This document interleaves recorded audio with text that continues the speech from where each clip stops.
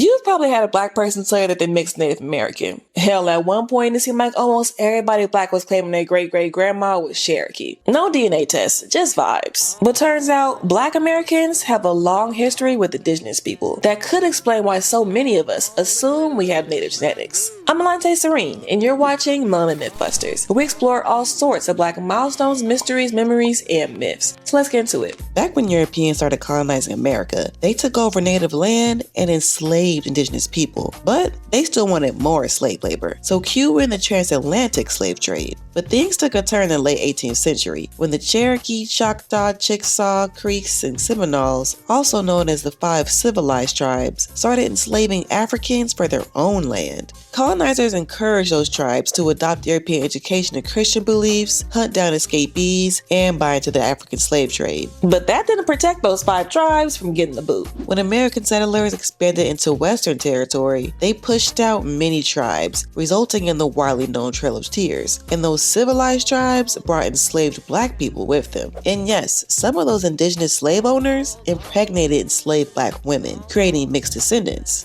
By 1860, black slaves made up nearly 13% of the population in Native American territory. But after the Civil War, the US government signed the 1866 treaties, which required the 5 civilized tribes to free the slaves and accept them as tribal citizens. This didn't sit well with a lot of the tribes. And even generations later, we still see those black citizens getting denied tribal rights and land. But anyway, let's get down to the nitty gritty. Do so many of us really have indigenous blood? Short answer is nah. Genealogist Henry Louis Gates Jr. says only 5% of black people have more than 2% Native American DNA.